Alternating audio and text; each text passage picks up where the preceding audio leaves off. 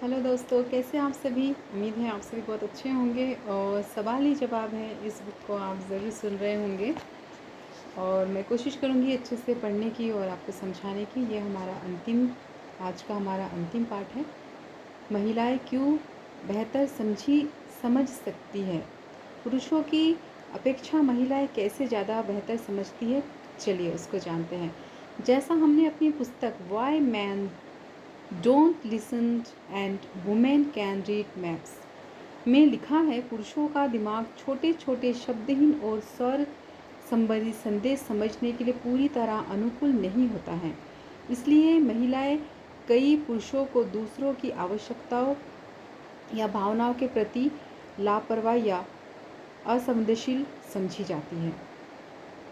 सार्वजनिक स्थानों पर महिलाएं कई बार पुरुषों से यहाँ कहती है, क्या तुमने मेरी आंख का इशारा नहीं देखा था? तुम्हें यहाँ समझ जाना चाहिए था कि मैं पार्टी छोड़कर घर जाना चाहती थी। वहाँ आंख का इशारा बहुत सी महिलाओं को साफ समझ में आ सकता है, पर बहुत से पुरुषों को यहाँ बिल्कुल भी समझ में नहीं आता है। जब कोई महिला कहती है कि उसे कोई व्यक्ति समूह के विचार से आहत या असहमति दिख रहा है, तो वह वास्तव में चोट या असहमति दिखा रही है। उसे यहाँ पता चल जाता है कि किसी व्यक्ति की देह भाषा समूह से अलग जा रही है। अधिकतर पुरुषों को आश्चर्य होता है कि महिलाएं किस तरह असहमति, गुस्सा, चालाकी और चोट को समझ जाती है, जो कि पुरुष इजीली नहीं समझ पाते हैं। देह भाषा पढ़ना कैसे सीखें। हर रोज़ 15 मिनट का समय निकालें, लोगों के संकेतों को पढ़ें और स्वयं के संकेतों के बारे में भी चिंतन और जागरूकता विकसित करें। सबसे अच्छा तरीका होता है, आप इस तरीके से अपने जो देश भाषा उसको आप पढ़ सकते हैं कि किस तरीके से। तो उसके लिए आप पढ़ें, आवाज़ बंद करें, तस्वीरें देखें, समझें और अधिक से अधिक इशारों को समझने की कोशिश करें। जब वो चुप रहे तो उसके जो व्यवहार होते हैं उसको समझने की कोशिश करें। इस तरीके से आप समझ सकते हैं।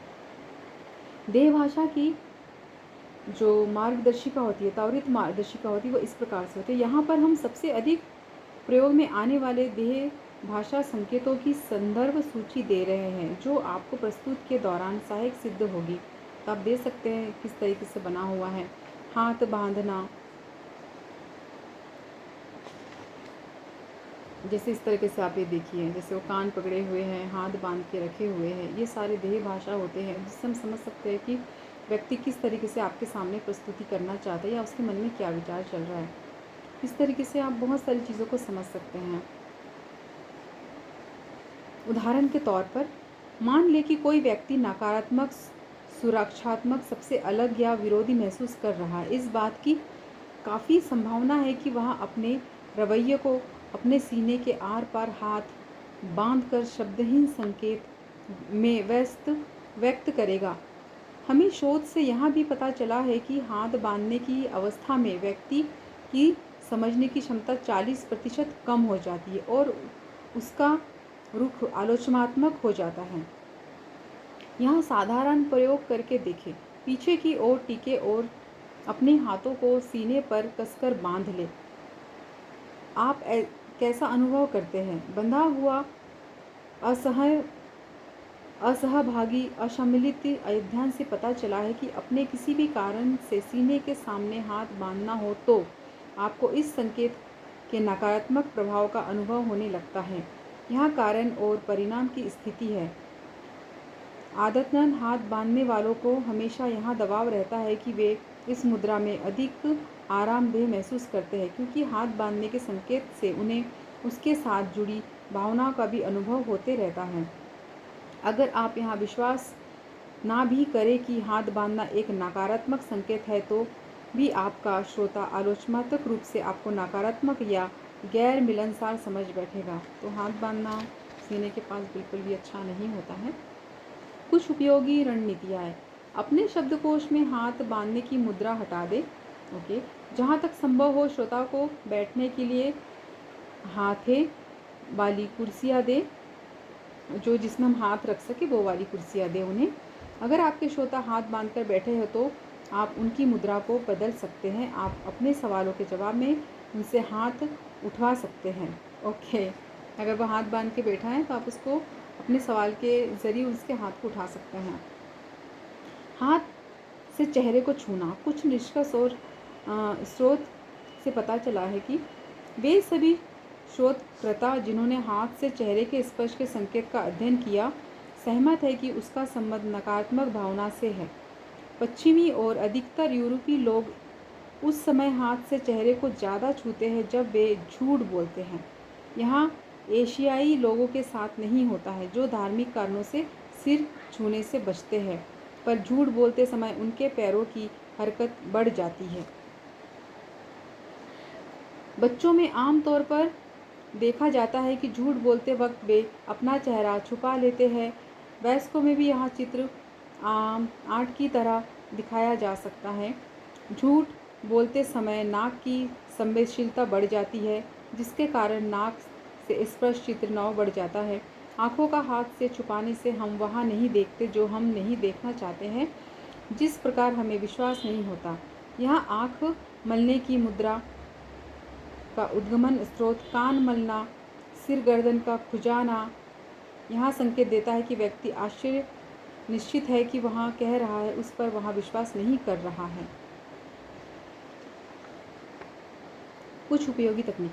हमेशा हाथ से चेहरे को छूने के संकेत को समूह और उनकी पृष्ठभूमि से पढ़ें। अपनी प्रस्तुति के दौरान हाथ से चेहरे के स्पर्श संकेतों में हमेशा परहेज करें, क्योंकि उनके प्रयोग से आपके श्रोता आप पर कम विश्वास करेंगे। अगर आपकी प्रस्तुति के दौरान कोई हाथ से चेहरे के स्पर्श संकेत का प्रयोग कर रहा हो तो यहाँ करें। मुझे लगता है कि आप कोई सवाल पूछना चाहते हैं। क्या आप बताएंगे कि आपका सवाल क्या है?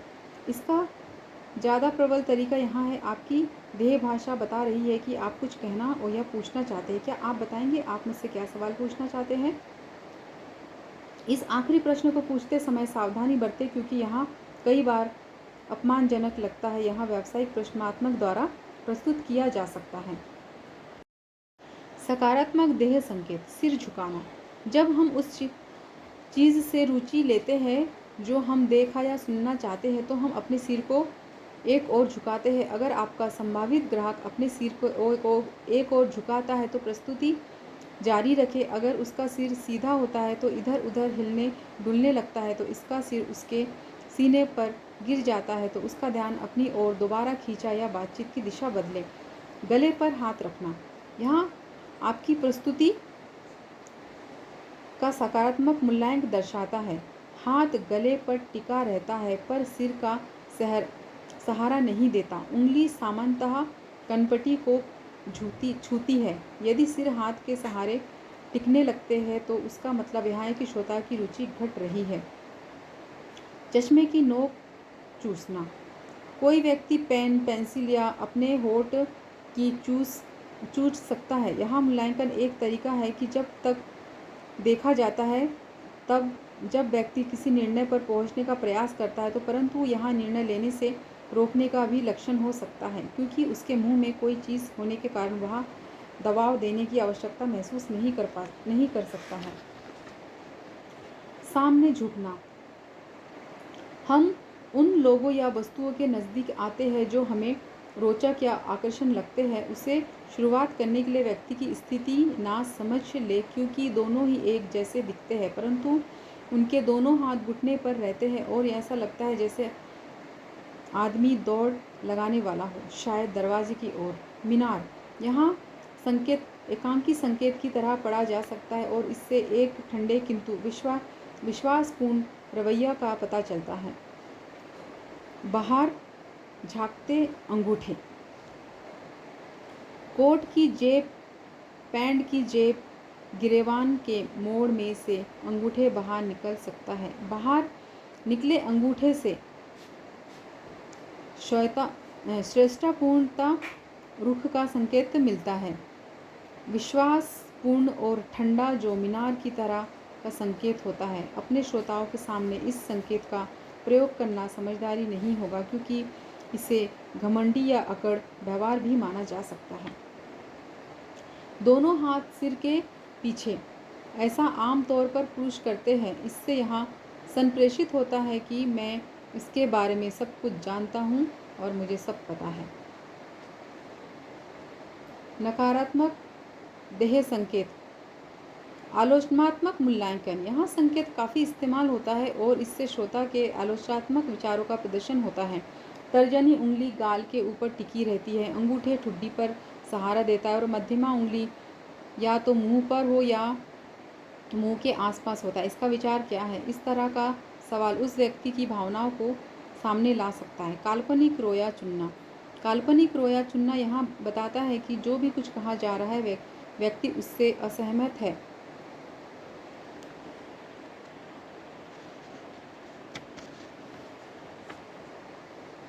कॉलर खींचना, जब कोई चुपचाप गुस्सा होता है, विचलित होता है तो या धोखा देता है तो उसकी गर्दन में सनसनाहट या सुनसनी सी महसूस होती है, जिससे कि वह अपने कॉलर के आसपास के हिस्से को खींचने लग जाता है। गर्दन में दर्द, यहाँ अभिव्यक्ति पूरी तरह बताती है कि यहाँ क्या हो रहा है। बढ़ते हुए तनाव या बढ़ती हुई कुंठा के कारण आदमी अपनी गर्दन के पिछले हिस्से का सहलाता या ठोकता है ताकि वहाँ उसे झुनझुनी के एहसास को शांत किया जा सके। एहसास तब होता है जब कोई शब्दार्थ आपकी गर्दन में दर्द पैदा करता है। यहाँ गर्दन में छोटी सी पिलर और इस तरह का मांसपेशियों का तनावग्रस्त हो सकता है।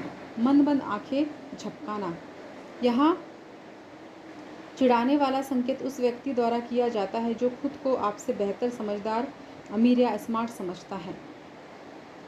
कुर्सी पर पैर रखना, इसके कई अर्थ होते हैं। पहला, यहाँ की व्यक्ति आरामदेह और आत्मविश्वास से पूर्ण है, विशेषकर जब वहाँ कुर्सी उसकी ना हो, दूसरी ओर हो। उसकी क्षेत्रीय सीमा का संकेत भी हो सकता है क्योंकि वहाँ कुर्सी ऊपर की ओर पैर रखकर उस पर अपना हक जता रहा है। समग्र रुख आरामदेह उदासीनता को संकेत हो सकता है। कुर्सी पर पैर फैलाकर बैठना, यहाँ विशेष तौर पर एक पुरुष संकेत है क्योंकि यहाँ अधिकतर या श्रेष्ठता संदेश प्रदर्शित करता है। कुर्सी के पीठ संभावित खतरे से रक्षा करती है और पैर फैलाना पुरुष का प्राचीनात्मक अधिकार संकेत होता है। जो आदमी इस स्थिति में होता है उसे कभी बहस ना करे, इसके वजह उसे चर्चा में शामिल करें। धीमे धीमे हाथ मलना, हाथ मलने की गति से व्यक्ति की संभावित भावनाओं का पता चलता है। तेजी से हाथ मिलाने वाले व्यक्ति किसी बात के परिणाम के प्रति रोमांचित अनुभव करता है। धीमे धीमे हाथ तब मले जाते हैं जब उस व्यक्ति को चर्चा से लाभ होने या पैसा मिलने का आशा होता है। एक सामान्य संकेत समूह, इस दृश्य में दाईं ओर बैठी महिला ने आलोचनात्मक मुद्रा अपनी रखी हुई है और बाईं ओर बैठे आदमी हथेलियों का प्रयोग करके आगे की ओर झुकाकर अपनी बात को प्रस्तुत कर रहा है। केंद्र में बैठा व्यक्ति मीनार संकेत का प्रयोग कर रहा है और अपने आक्रमण और स्थिति में विश्वासपूर्ण और अस्वस्थ रूप का प्रदर्शन कर रहा है। आखिरी शब्द, देह भाषा को समझना किसी पहेली की तरह लगता है। हम से अधिकतर के पास यहाँ भाषा टुकड़ों टुकड़ों में आती है पर हम उन्हें पूरी तस्वीर में नहीं जमा पाते हैं। देह भाषा का पहला नियम हमेशा याद रखें, अकेले संकेत की कभी व्याख्या ना करें, हमेशा समूह का ध्यान रखें। इस बात को सुनिश्चित कर ले कि सभी संकेतों की पृष्ठभूमि और सांस्कृतिक विभिन्नताओं का ध्यान रखा गया है। देह भाषा पढ़ने की योग्यता मतलब है कि हम प्रतिदिन की स्थितियों में साफ नज़र आने वाली चीज़ों को पढ़ सकें। समापन, आपने कितनी बार किसी को उच्च स्तरीय नेटवर्किंग के बारे में यहाँ कहते सुना है कि उसमें कुदरती प्रतिभा है या वह जन्मजात सेल्समैन है। आपने किसी डॉक्टर या इंजीनियर के बारे में कुदरती प्रतिभा व इंजीनियर या जन्मजात फार्मासिस्ट या जन्मजात डॉक्टर वाक्यांश नहीं सुने होंगे। हम जानते हैं कि व्यवसाय वैज्ञानिक व्यवसाय है। वैज्ञानिक का साक्षात्कार या तकनीक जिसे क्रमबद्ध अध्ययन के द्वारा प्राप्त किया जाता है और निष्कर्ष प्रयोग और मापन पर आधारित होता है। उच्च स्तरीय नेटवर्क कार्यकर्ता कुदरती प्रतिभा वाला या जन्मजात नहीं होता है। उच्च स्तरीय नेटवर्किंग एक विज्ञान है, एक सीखने की कला है जो दूसरे विज्ञान की तरह यहाँ प्रस्तुति आपको कई सशक्त तकनीक के द्वारा प्रदान की और यहाँ सिखाता है कि आप उनका किस तरह प्रयोग करें, किस तरह अपनी प्रगति को नाप सकते हैं, यहाँ उसमें सुधार कर सकते हैं और लोगों से बात कर सकते हैं, किस तरह ध्यान दे सकते हैं। नेटवर्किंग का विज्ञान एक सीखने वाली कला है जिसमें दूसरे विज्ञानों की तरह ही पूर्ण निष्ठा, लगातार मेहनत और सतत अभ्यास की आवश्यकता होती है। सफलता की यात्रा में नेटवर्क कार्यकर्ताओं के समापन उत्पन्न होने वाली सबसे बड़ी चुनौतियों में से एक है नकारात्मक प्रतिक्रिया के प्रति अति संवेदनशीलता। जब आप इस पुस्तक में दी गई तकनीकों का प्रयोग करते हो तो आपकी समझ में आएगा कि हर हाँ आपके लक्ष्य को प्राप्त करने की दिशा में एक सकारात्मक कदम है। अपने औसत को बनाए रखने से आपके सामने यहाँ बार बार सिद्ध होता रहेगा। यहाँ पुस्तक कैसे करें की रहस्य बताती है जो कईयों के लिए सबसे बड़ी बाधा है, बाकी आप पर है। नेटवर्क मार्केटिंग बिजनेस बिना शोर शराबे या विज्ञापन के लगभग रातों रात विकसित हुआ है और अंततः यहाँ सबसे बड़ा बिजनेस सिस्टम बन सकता है। इसकी सफलता वितरण तंत्र पर निर्भर करती है जो पूरी तरह अपने सदस्यों के उत्साह के बलबूते पर ही चलता है। यहाँ मनुष्य के दिमाग द्वारा सोचे गए सर्वाधिक महत्वपूर्ण एवं व्यापक अवसरों में से एक है। इस पुस्तक में आपको ऐसी कई कुंजियाँ मिलती है जिसमें आप इस तंत्र के खजाने के ताले को खोल सकते हैं और आप सफलता की और तेजी से गति से बढ़ सकते हैं। इस पुस्तक में बताए गए हर एक बात आजमाई हुई है, इसका परीक्षण किया गया है और इसके तत्काल परिणाम मिलते हैं। हर चीज़ काम करेगी, बशर्ते है कि आप काम करें। सफलता की चोटी पर पहुंचने के लिए आप किसी बहाने की गुंजाइश नहीं है। इसलिए अपने लक्ष्य बनाएं और अपने को खुद बढ़ाएं और उनके ओर आप बढ़ें। Thank you. चलिए, सवाल ही जवाब है हमारा ये पुस्तक पूर्ण हुआ। आशा है आपको इससे ज़रूर कुछ ना कुछ सहायता होगी और नेटवर्क मार्केट में जो भी जुड़े हैं उनको हेल्प होगी। Thank you. मिलते हैं हमारे नेक्स्ट जो हमारी बुक है जो बहुत ही रोचक और बहुत ही अच्छी है, तो उसका वेट ज़रूर करिएगा। Take care.